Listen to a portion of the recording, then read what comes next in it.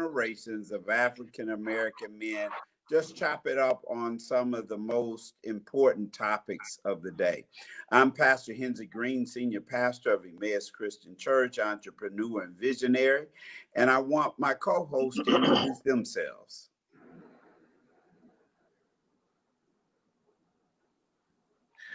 Good evening, everybody. My name is Tolly Patterson. I am a teacher, college professor, and owner of Authentic Movement, where we do brand management, leadership, and development coaching. Thank you for being with us this evening. Greetings and salutations, everyone. My name is Dwayne Lloyd, aka D Lloyd, aka the 818 Original, and I represent the 50-somethings for your panel here at the Cove. So welcome, and just vibe with us. Well, today is a fascinating day because there's so much going on here in the country. This is the day after the election that we're filming. And my goodness, where do we even start this topic?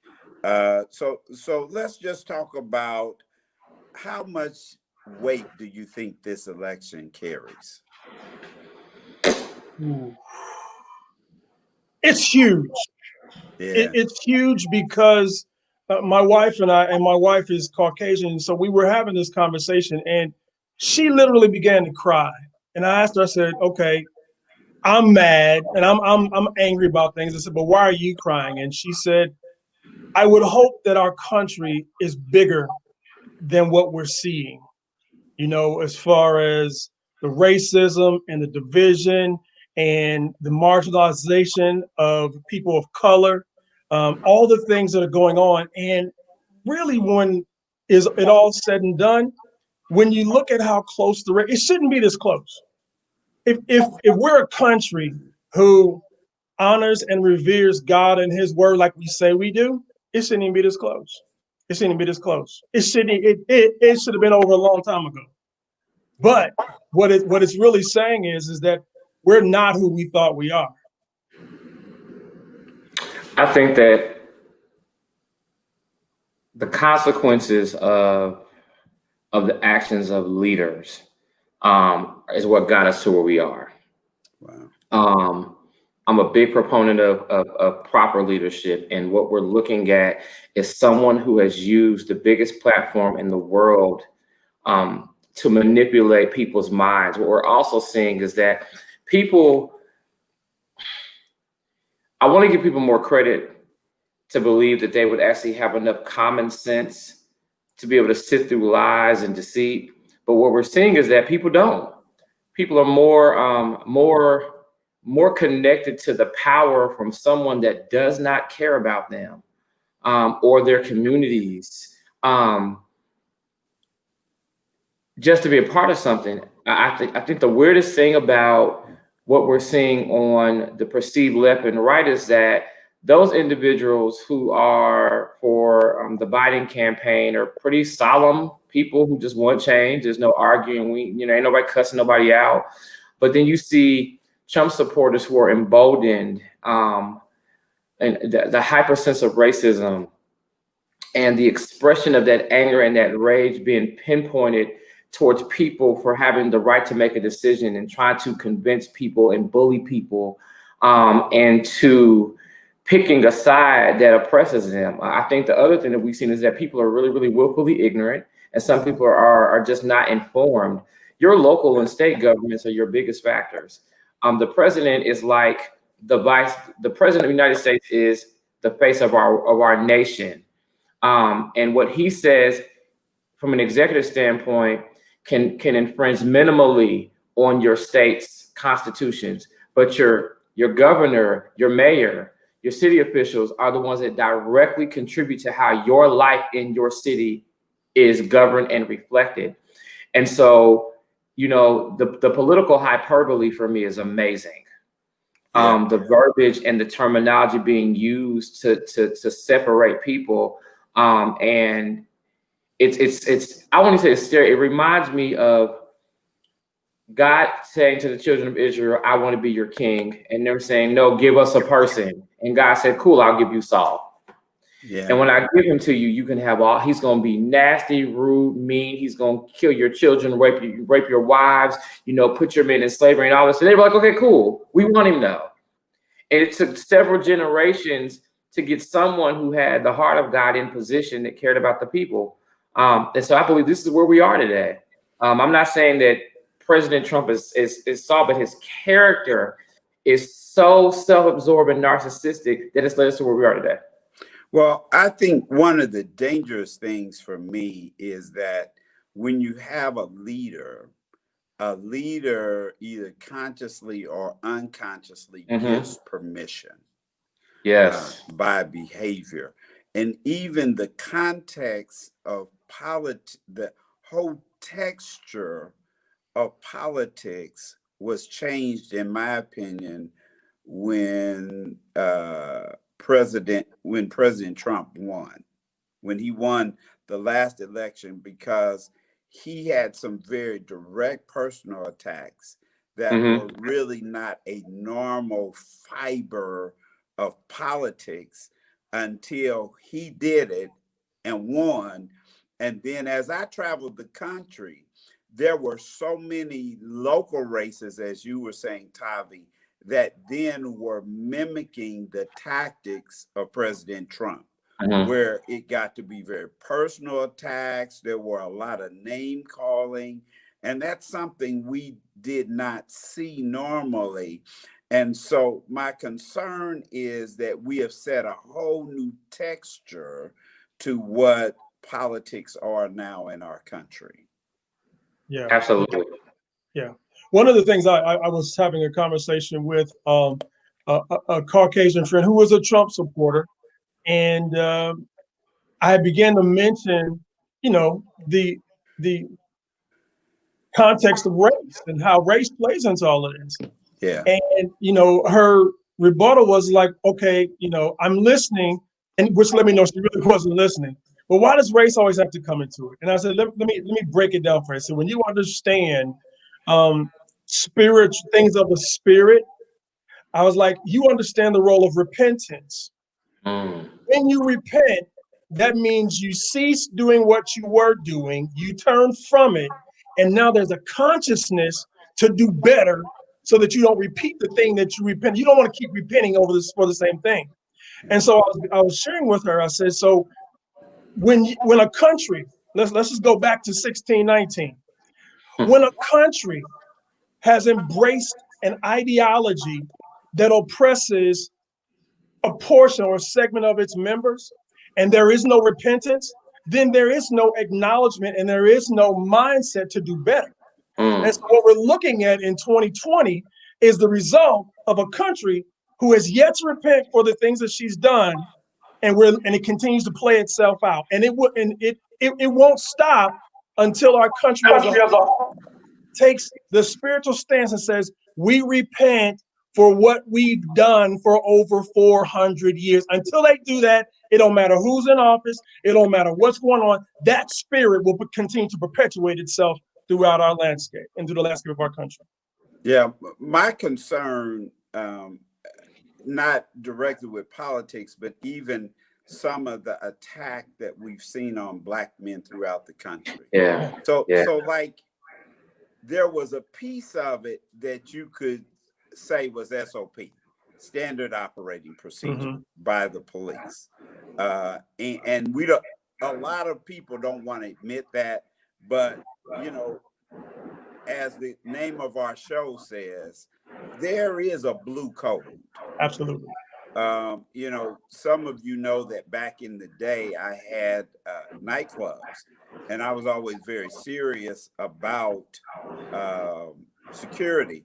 And so I hired a lot of blue. I mean, I didn't deal with security guards. We had police, and they would often make me aware of the code. I mean, they had a very distinct code that they lived by. Like most crooks know, if you made the policeman run, there was going to be a beating in it for you. That was just part of the. I mean, nobody even really questioned it. It was like, if we arrest you and you just give up, okay, but if you run, you got a beat down coming for making me run. That was just part of the code.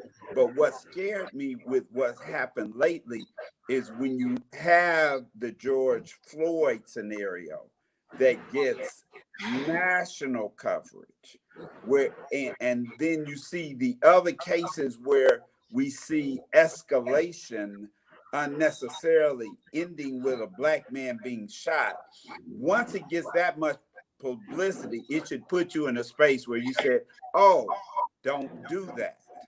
That's not working right now. We need to change standard operating procedures, at least for a season, because they're paying too much attention. And when they continue to shoot us down, what that tells me is it is so ingrained in the culture that when that kind of challenging moment hits, it is almost on automatic pilot, even though I know this is going to get a lot of attention. I think the biggest issue on the table is that when you look at law enforcement, you look at politics, and you look at integrity of leadership, law enforcement is only able to do what they do because of someone who is above them making it okay. I am one of 5 kids, and none of me and my siblings are the same. We got the same mama, got the same daddy, and we are all different shapes. But there are very distinct things that all of us know about the rule of order in our home from our mother and our father. Though my personality may be different than my baby sisters or my oldest brothers, we understood when daddy said this is what it was, that was the end of the conversation. End of the conversation, yeah. You don't say whatever you want to say to your mama, and you better be careful with that, because in this particular context, she's his wife, not my mother, because the law has been handed down. You know what I'm saying? And so if you think about it from that angle of a relationship from politics to law enforcement, this is a leadership issue.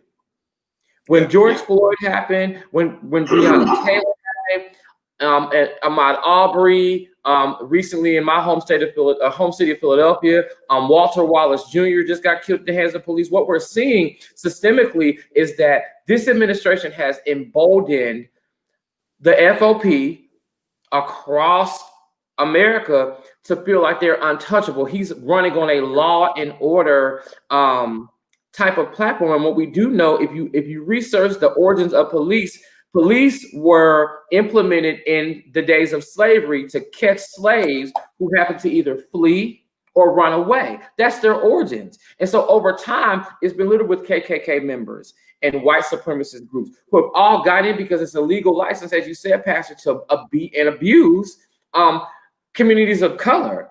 And so now what we're seeing is that when they're wrong, the due process is amazing to me. Yeah. This man had his neck on George Floyd's, had his knee on George Floyd's neck for 8 minutes and 40-something seconds. He then left St. Louis and traveled to Florida. They arrested him there. Ahmaud Arbery's killers were both former police officers who chased him down and shot him like he was a deer. But they went home. And the only reason that got national attention was because the man that was recording it felt guilty. They had been protesting that for months. It had just hit our ears. That wasn't a recent occurrence. Then we see Walter Wallace in Philadelphia, who has bipolar disorder, was having an episode, and his mother yelled. She called 911, and she asked for someone to send a medically trained professional to handle her son. They killed this boy in front of his mother when the community who knew him was yelling, "Please don't shoot him." Police officers can always unarm, apprehend, and de-escalate situations revolving around white males, but they seem to always end up killing black males. Well, and the issue, Tavi, I believe, is the same reason what's happening with the election is so concerning to me. Mm-hmm. One, I was very heartened at the voter turnout. That blessed me that people, and even when I watched it, like I went to vote the day before at the city county building, And it was people standing out in the freezing cold, and they were really dedicated to doing it. I had been a couple of times. I went to St. Luke's on a day it was raining, and there's 500-600 people standing in the rain to make sure they vote. So that was very heartening, very heartening. But the concern, regardless, because at this point, we know there's going to be challenges and lawsuits and some other things. So the winner has not been determined at this very moment that I'm aware. But here's what I'm most concerned about.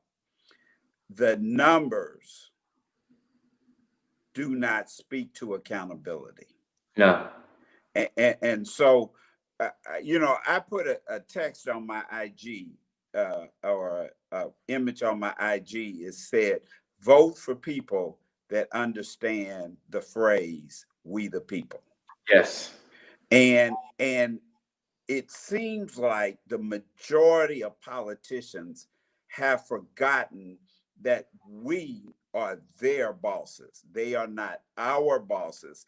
This is supposed to be government by the people, for the people. And what they're doing and what this election says is you can do whatever you want to, and we're not going to hold you accountable. I mean, let's go beyond the president.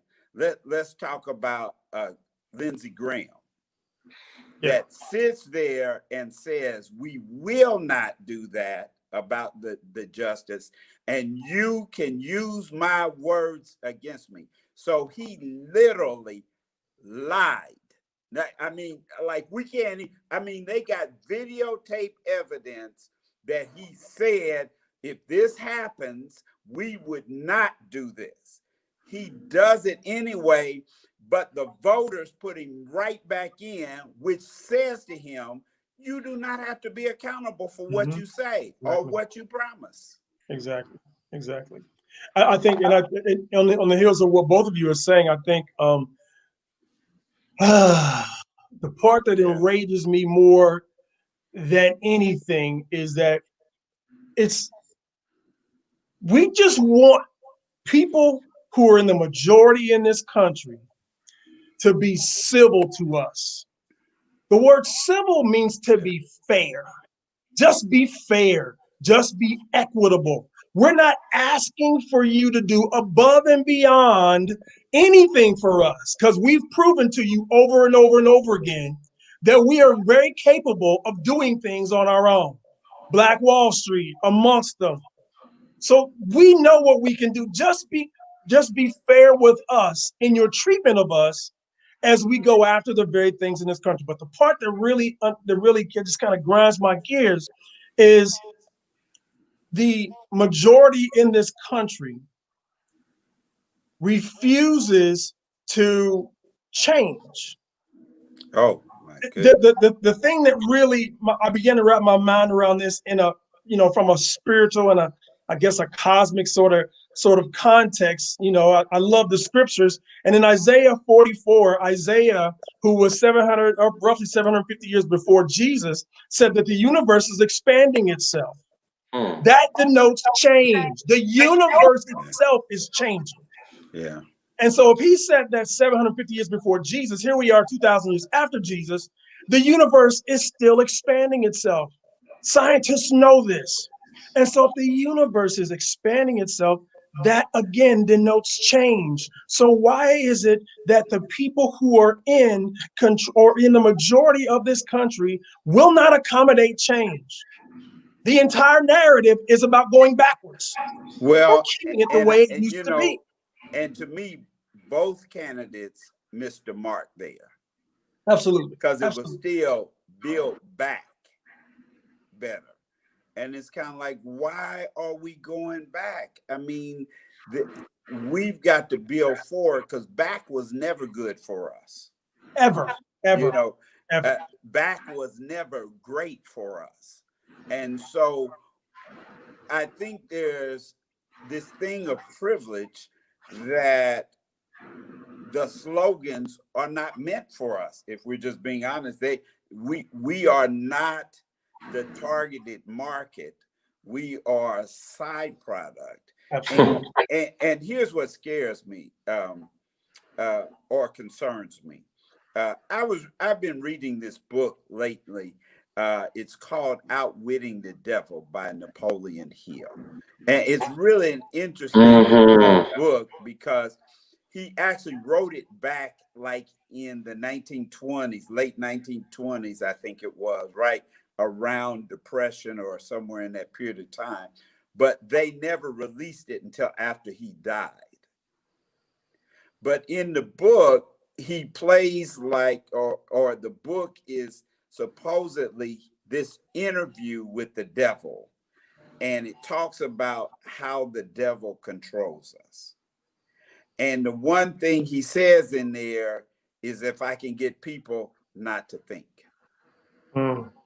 And that's what it feels like to me, because I was watching the news early this morning, and this one guy that was reporting, this one pundit was basically saying, even with all of this craziness, with what's happened to the economy, with COVID, with 200,000 Americans being dead from this disease, the handling of the disease, from all of that, he was showing cases where the change from state to state was less than a percentage point. So even though all this many more people came out, it was kind of like people were not thinking for themselves. And then even in the advertising, you can tell the political advertising now is based on the concept that y'all not gonna think through this. So we will just tell blatant lies because we know the majority of people that hear it will not even try to think through it for themselves. Have either of you seen the one? There's a clip, and there's a dude interviewing a supporter of Donald Trump, and he asked the dude. He said, "Why are you mad at Obama?" He said, "Because Obama was not around doing his job on 9/11." Yeah. and the guy goes, "Well, why do you think Obama wasn't around doing his job on 9/11? Probably." And the guy goes, "Probably playing golf somewhere." No, numbnuts. Obama wasn't in office when 9/11 happened. That's why he was not around. And so, to your point, Pastor, you're right. People are not thinking this stuff through. He's mad at something that he heard somebody say that he could bandwagon and jump on, like, "Oh yeah, I ought to be mad about that." Well, he haven't study and show yourself approved, bro. Look at it. Anyway. I mean, we are separating into tribes, and we just go with tribal culture. That we don't even think through for ourselves. So what that tells me is such a small percentage of our country right now is actually thinking. Wow, that's scary. But that's the way that this particular administration designed it. In years past, I voted. My first time voting was, I want to say, Clinton, maybe. And then, obviously, you go through your several series, and you go for who you're going for. But even in grade school and even in high school, we did detailed studies about this type of stuff. Today's generations don't know anything. It's like I was telling somebody a couple of days ago, people are protesting over things that they don't even know they're talking about. They're just mad to be mad. Yeah. You know why you're upset. You don't can't know what even really articulate. You can't. Exactly. And what's sad is that Scripture says that my people are destroyed from a lack of knowledge. And so, if I can get you to be reactive instead of responsive, then I have won you. If I can speak to the language and the term, if I can persuade you to feel what I feel by using terms and, as I said, hyperbole and all these other factors to get you to feel some kind of way, then I will make you give up your integrity and your morality to follow someone who's leading you down the wrong path. And now we're doing this. The Urban League did a conversation with Wish TV 8 a couple of days ago with Michael Steele and Donna Brazile. Michael Steele is a Black Republican. Donna Brazile is a African American Democrat, former Democratic chair, Michael Steele's RNC. He said one of the most profound things to me was that before we can get to a place of change, we have to learn how to become civilized with one another. We have lost the days of agreeing to disagree in love and in truth, where we can walk away and still go get something to eat. Your differences are valid, and your points of perspectives are taken, but it's not going to ruin our relationship. He also made the same statement that you said, Pastor, was that you are elected officials. And a part of coming back to a place of civility is understanding that you represent the best of us. Yeah. You're not in position for your own values. You're not in position to be seen. You're in position to make the lives of your community and the world a better place. At the point where you are no longer doing that, you need to go, I say, throw the whole machine away. Yes. Because whether they're Democratic or whether they're Republican, they're not speaking for me. I'm a Black man. There was a war just so I could go cast a ballot. And so we're in a generation where, you know, to your point, D, diversity, equity, and inclusion are something that we deserve. Absolutely. I'm not with all that, you know, what we're not asking for. No, I'm asking for my 40 acres and a mule and everything, because that was what was promised to us. True. Absolutely. They paid reparations to the Southern slave masters because they lost money off of the backs of Black slaves. They gave us slave codes, they gave us Jim Crow, and now we have the KKK and all this other systemic racism ingrained into the fabric of our society. Yet you want me to believe in you. I don't give a care what politician, sports personality, rapper you put up there. All of a sudden now, as a Black man, I'm important. You're working to suppress my vote, working to suppress my community, and literally take us out and really strip. This man literally went into Washington and shut down all equitable conversations, saying that, you know, we're not going to go back to 1619. We're going to start at 1776 with our great founding. Well, no, at that point in time, my people were in chains. So no, you know, I think this is a referendum on race, but it's also a referendum on really, really bad leadership. And as long as people are mad about bad leadership, like Biden is not perfect. He's not. No. He's not perfect. No one ever said he was. But is his heart integral? To me, yes. And Is he better as much as you can be. Yeah. You know. But the only way he could win was it had to be two white men fighting. Yep. That's the only thing that would even get us close to the ballpark was two white men fighting. Right.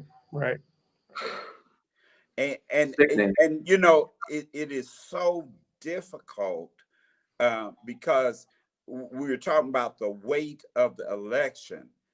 I think regardless of the outcomes here, we've set ourselves back 8 years. Absolutely. Because of the concept of accountability. So we've allowed people to say whatever they want to say, do whatever they want to do, and there was no consequence for it. So in the next election, people are going to follow that same pattern of, you know, so when people are making a decision, people make decisions based on reward versus consequences. And so when I can not be supportive of equity and inclusion, and I still almost win, that says to the next person, well, if you just be a little more savvy with it, you could do that and win. See, we needed a landslide decision to serve notice that we are holding our elected officials accountable. So what we just told them is we aren't running anything. And you know what, Pastor, and the part that really we haven't mentioned this yet, and you know, I'm probably going to offend some people who are watching. I couldn't understand why Black America was so mad at Ice Cube. I couldn't understand it. All Ice Cube said, he said, look, I'm not going in there trying to trying to, saying I'm gonna support Donald Trump. I want to do what's good for our people. And whenever you get done with it, we can't continue to give votes away to people who do not have our best interests at heart. And he continued that conversation like, where's the plan? And nobody had a plan. We still, if Biden wins in the next couple of days, still we go back to square one as Black people. Where's the plan for Black people? What are we gonna do? That's what's scary because, I did travel during this season, and I'm in different cities, and nobody was talking about any kind of plan. It was all just mudslinging. Yeah. It was all about, here's why. It was like, I heard somebody say today a line that just I summed it up. It said, fear, smear, demonize, and divide. Wow. And he was saying that has been the strategy. Fear, smear, demonize, and divide. And that is what's happening, is our country is so divided. I mean, it's about I saw probably less than 3 ads that said, here's what I'm for. Here's what I want to do. It was about, do you know what will happen to your country if you elect this person? Man. Or this person is bad for this area. And it was all fear and smear. And D, like you said, like very few of them had plans. Like I listened to, even here in Indiana, a piece on the prosecutor. And, one guy did give a plan and he lost. He said, this is what I'm going to do. Now, I'm not saying I'm for one or the other, but we have just served notice to them. You don't really have to tell us anything of substance. Exactly. Just, this is like bad reality TV. Tell me what's wrong with the person. Tell me about what they've done in the past. Go dig up something in the yearbook. It's like, where is the plan? What are you for? What are you going to do? Write the vision, make it plain. And ain't nobody wrote nothing. That's the part. That's why I was like, I couldn't understand why everybody was so mad at Q. I'm like, I'm with Q. I mean, if whoever's got a plan for us as Black people, there is no plan. Okay, you get our votes, and you see how close the race is. Here it is on Wednesday night. You see how close it is. So they obviously needed Black people to get something done. Okay, so what's the plan for us now? Let's say we get Biden in there. Now what? And that bothers me, because without a vision, people perish. I agree, except that to some degree, we have seen by action what the previous administration absolutely was about. Totally agree. Totally agree. Even, let's not even say a plan for us to get better, but when things were wrong, you hesitate to even speak to it. Yeah. Number one. And two, when you do, you minimizing it by trying to balance sides. Mm-hmm. Instead of calling wrong. Yeah. Well, he can't speak to something that he created. You're talking about leadership that validates the worst parts of our society, worst parts of our history. You're saying the people in Charlottesville, there were good people on both sides. So good people on both sides barreled through a crowd and killed people. Like even on the debate stage, when he was talking, he had made the statement. They said, can you denounce white supremacy? Mm-hmm. He said, I do that all the time. And we're like, okay, well, here's your stage. Go ahead and say it now. He said, well, what do you want me to say? What do you mean? What do you want me to say? Yeah. I want you to say out your mouth that I denounce. So he said, well, I denounce white supremacy. Proud Boys, stand back and stand by. Yeah. So I'm like, I heard the same thing that everyone else across the world said. I don't need y'all to do nothing yet. Then you encourage your people to go to intimidate people, which is a federal crime, while they're voting. To your point about Ice Cube, I think that people in the community are frustrated, one, two, misinformed. Mm-hmm. But it's like,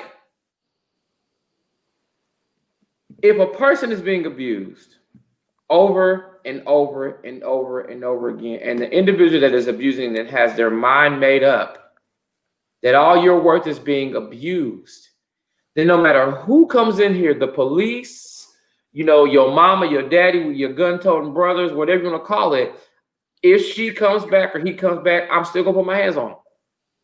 And so to even go into a room and try to be diplomatic with an individual who is undiplomatic on our behalf is what created this narrative that what were you talking to him for? Because we know who he is. And so, people were upset that you would even sit with him on our behalf. And he said, well, the billionaire's plan, well, we haven't heard anything about this until 2 months before the election.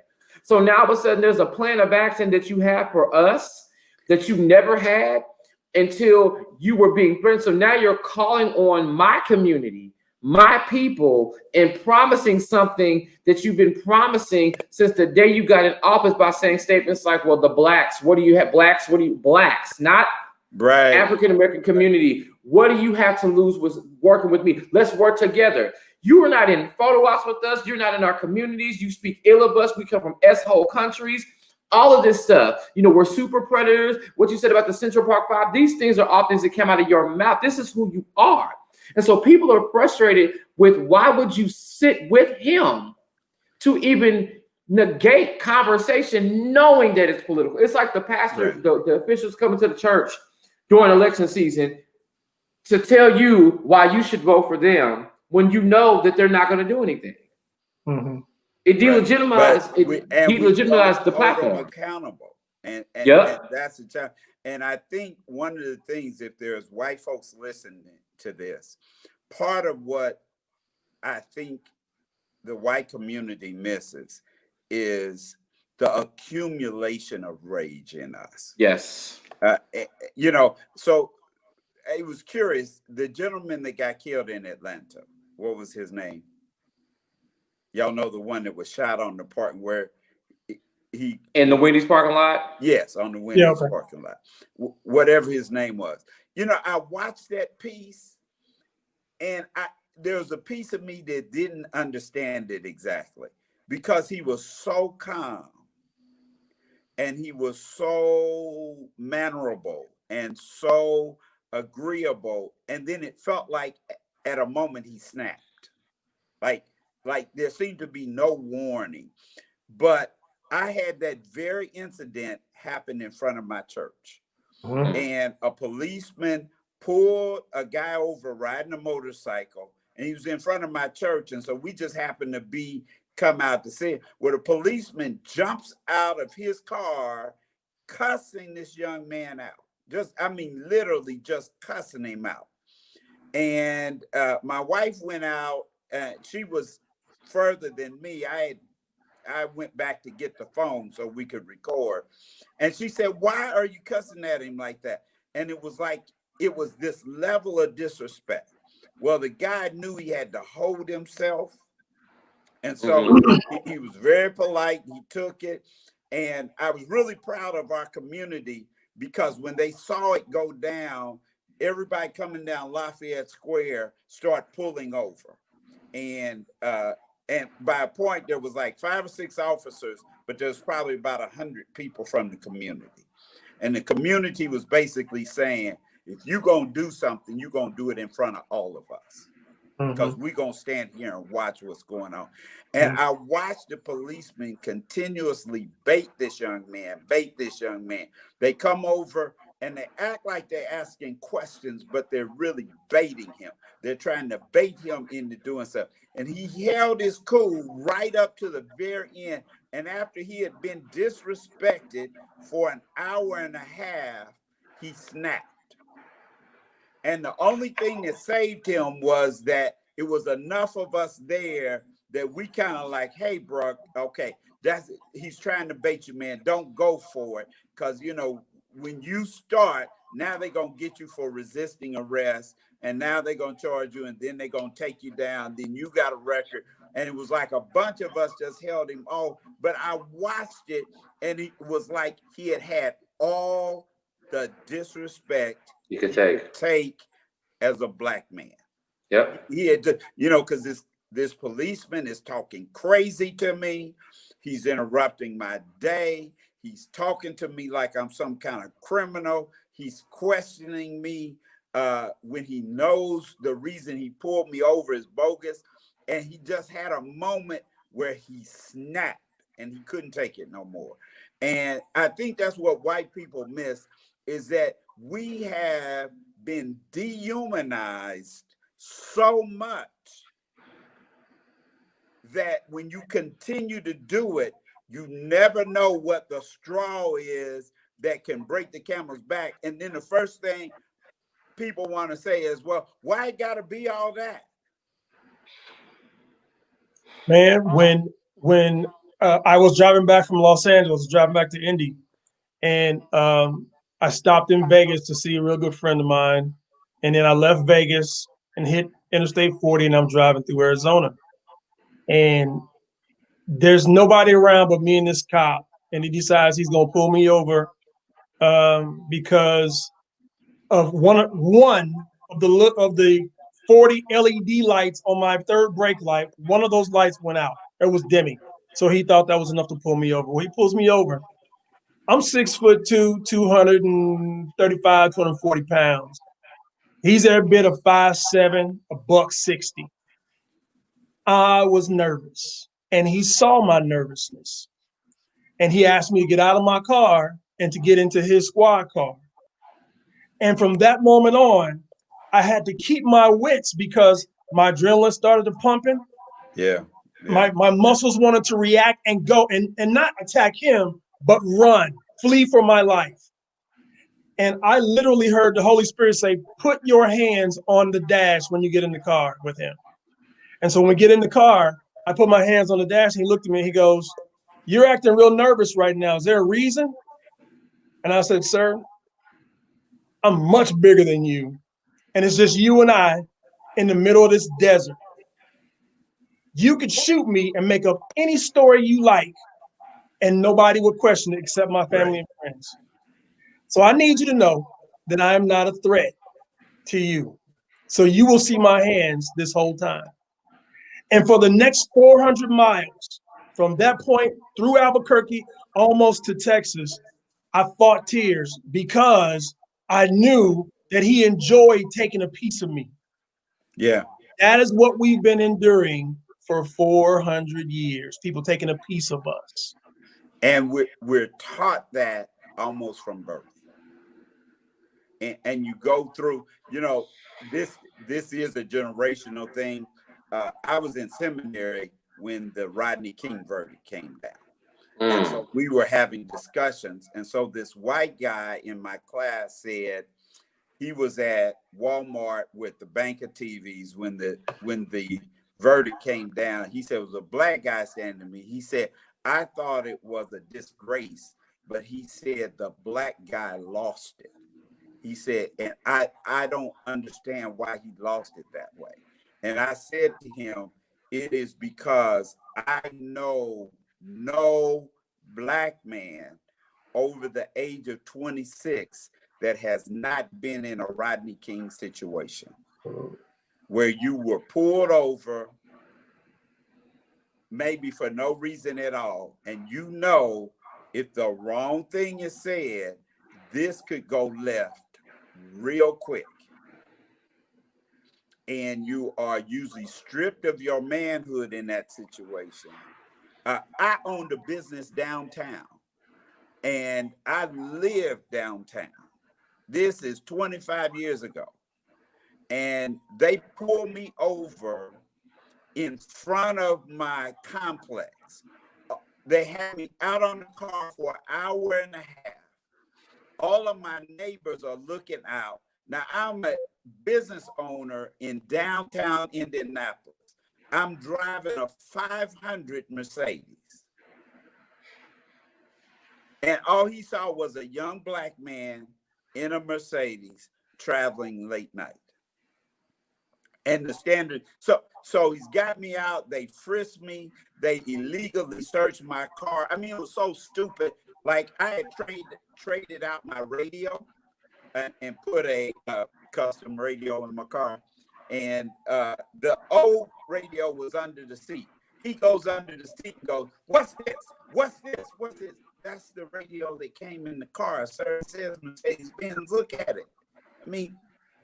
I mean, and then at the end of it, they say, "Okay, you can go." What you pull me over from?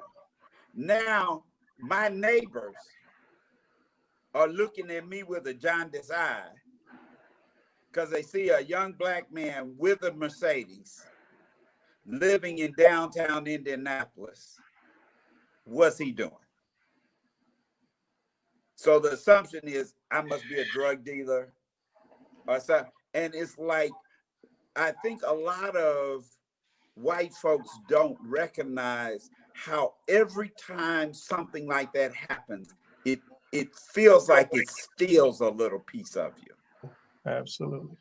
Absolutely. I don't think that they understand that. I don't think that I've had my fair share of driving, minding my business, doing exactly what I need to be doing. I'm within my right. And, you know, I'm the younger of us, so I'm a little pop-off-ish. And I make it my business to know what I need to know. I remember coming home I was a junior at IUPUI. And so my grandmother lived on Harding and Pruitt, and my mom stayed next to her. So I was going home before, you know, we went to go hoop. And so I'm driving up Harding Street, right at Harding and 21st Street, and I got my loud music playing. I'm playing Kurt Franklin, got my music down. It's one of them hype songs. So I'm in the car doing all this, and the cop walks in the middle of the street and he stops me, and I'm confused. And so he goes over to me and he does all this little like turn your music down. So I stopped the car. He says, "What are you doing?" And I said, "I'm driving." "Where are you going?" "It's none of your business." And so he's like, "Well, your music's too loud." I said, "Says who?" "So your music is just he said, "The music is disturbing the community. It's clearly 5 o'clock and it's, you know, summer school." So everybody's outside. And so my sister's friend runs across, she called the police and ran across the street. So she was running to the car, and the cop said, "Get away from the car," started yelling. He said, "You're going to turn your music down." And he said, "What you're going to say to me," his exact words, "you're going to say to me, 'Officer, I'm right. You're wrong. You're right. I'm wrong. My music was too loud, sir.'" So in my youth, I started laughing because I thought it was the funniest thing ever. I said, "I'm not doing that. That's lying." He said, "Oh, since you want to be a smart A, give me your license and your registration. We'll see you." And so on the back of my car are at the time I was prepping for medical school. It's biology books back there, lab reports. It's a college person's car. It was a Mazda, one of the more upscale Mazdas at the time. My at that age, my dream car. And so I closed my sunroof because it's mine, and I rolled up my windows, and I leaned over. I grabbed my stuff out, and I gave him every piece of ID that I had, every single one, my license, registration, work badge, everything. And then I sat there. So he calls on the radio to call everything in, and I'm sitting there because I know you're doing too much. And then you're doing all this in front of a group of people, and just so happened that all of my, you know, all the people that I ran with, some of us who really don't care about the police, who would knock some of them off. Because I'm the one in the neighborhood that I ain't been to jail. I ain't done none of that stuff. I'm on the straight and narrow. And so you see me get pulled over, it's like, wait a minute, y'all doing a lot. He don't even use cuss words. Like you saying, so you're doing a lot. So he gets done and he repeats the same statement. He says, "Yeah, for your sake, you better be glad you don't have no prior." He says, "So what you're gonna do, you're gonna repeat after me. You're gonna say, 'Officer, I'm wrong. You were right. My music was too loud.'" I said, "I'm not saying that. That was a lie." He said, "Well, you know what? Since you want to be difficult, you know, you better watch yourself around here. If I see you again, I'm gonna pull you over." I said, "What is your badge number?" Yeah. Put up my phone. took a picture of it, wrote it down, and I said, don't worry about it. I'm gonna file a complaint with the Citizens Review Board because I know a couple of them. And so we're gonna see what happens. And actually, you're going to see me again in about 20 minutes because I'm going up the street to grab my basketball shoes, and I'll come right back down the street. And so I filed my report. What was asinine to me was when I got the information back, they said that he acted well within his parameter as an officer. Yeah. So harassing me without probable cause gave you the right to try to begin something and start something. And I'm as calm as they come. I'm not going to pop off on you. Yeah. But I absolutely know my right. And the sad thing is when you have to tell as a teacher and as an uncle, have to be worried about those that look like you and tell them to let a police officer abuse and disrespect you so you can make it home to me. Just to make it home. Yeah. That is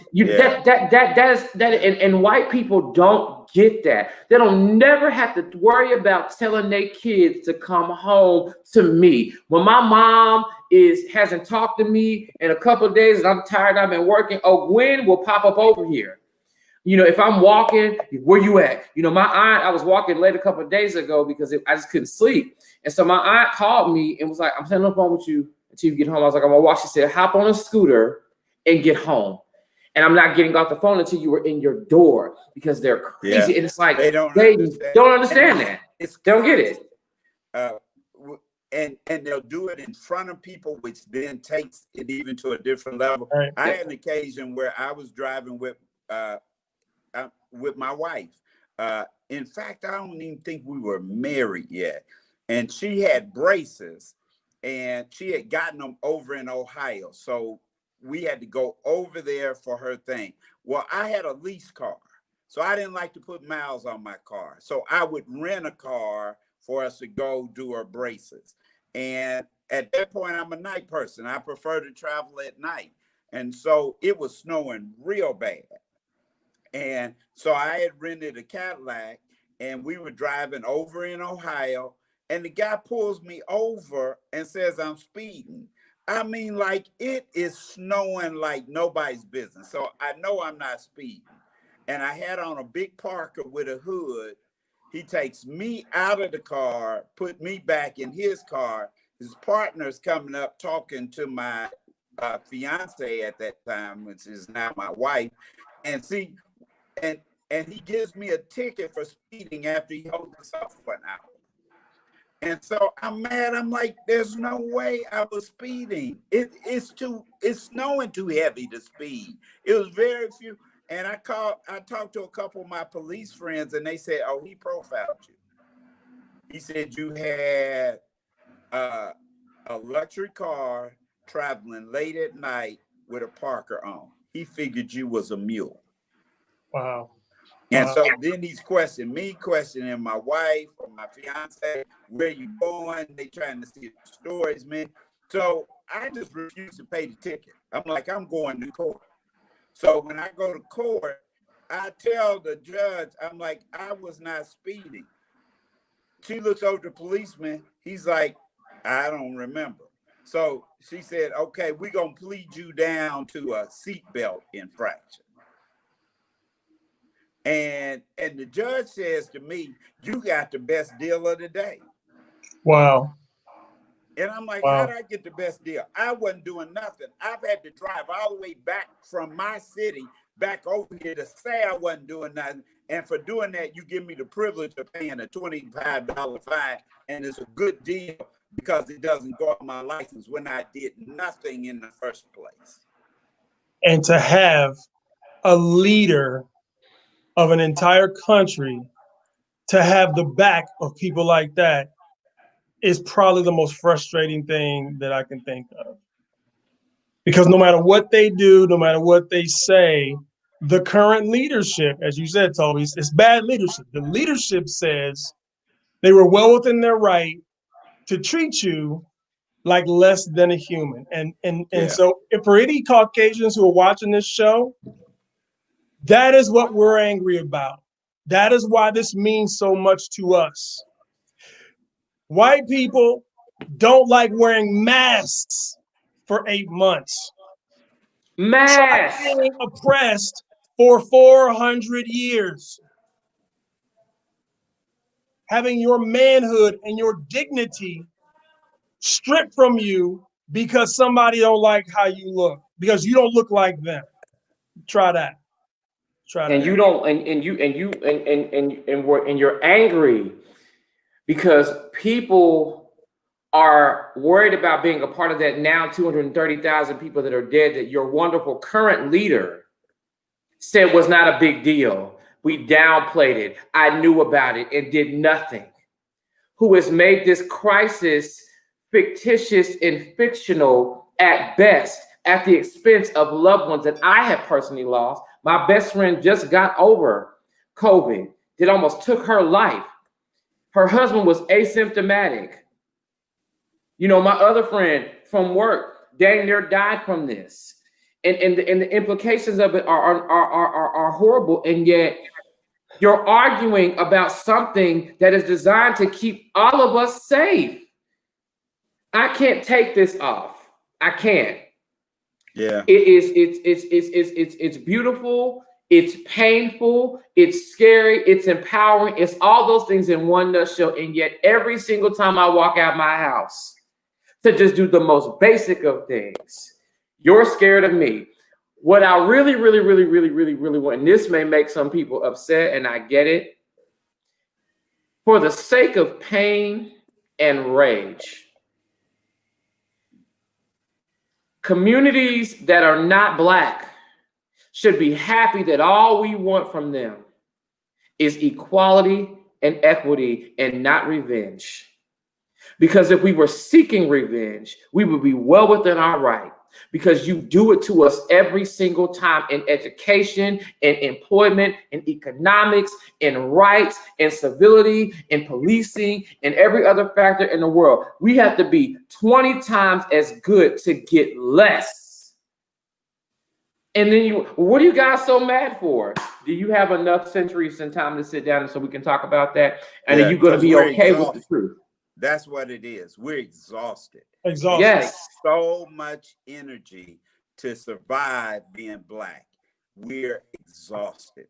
And we're tired of putting energy into trying to make everybody else feeling okay because we're Black. Yeah.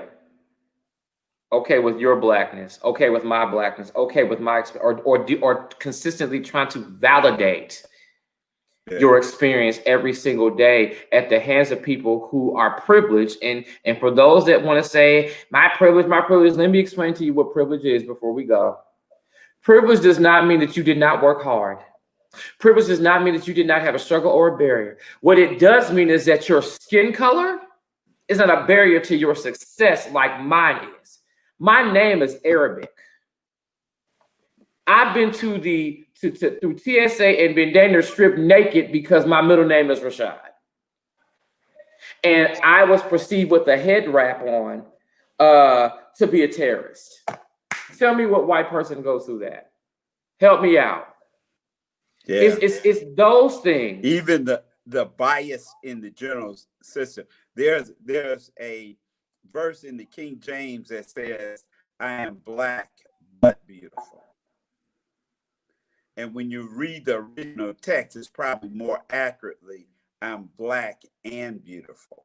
But the concept King Solomon means I'm Black, but I'm beautiful. That makes me the exception instead of the rule. And it's that kind of built-in bias and prejudice that has worn us out. So we've kind of gotten there. We've talked about, let's close, but I want to give each one of you about 45 seconds or so to kind of say, what are you expecting for the next 4 years? I will say, I will do it in 5 seconds. I love being Black. It's kind of dangerous, but it's lit. Love being Black. And like you said, talking, my Blackness ain't going nowhere. And I'm proud of my Blackness. And I just trust that whoever becomes the president of this country, I trust the God that I serve to help me endure whatever, has to come from that person being the leader of this country. I echo the same things. I love being Black. It's pretty beautiful, but it can be dangerous. And my expectations are to continue to follow the Lord, no matter who's in office.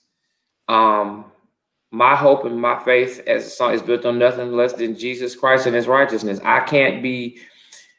The leadership in this country has not been for people who look like me nor myself since its inception. Absolutely. And so I'm not putting any faith in anyone who can speak the language or who looks like the language that needs to be spoken. I voted from a moral standpoint, and I didn't use the term the lesser of two evils. I voted for principle and for practice. And I would like to think that whoever is elected would not be a talker of the circumstances, but a doer. And we will see. But either way it goes, God is my source. He always has been, and he will continue to be. And for me, for the next 4 years, I think it's time for us to build legacy. My goal for the next 4 years is I'm going to put my foot in the door and hold it open for as many people as I can. Amen. And we're going to have to do what we have to do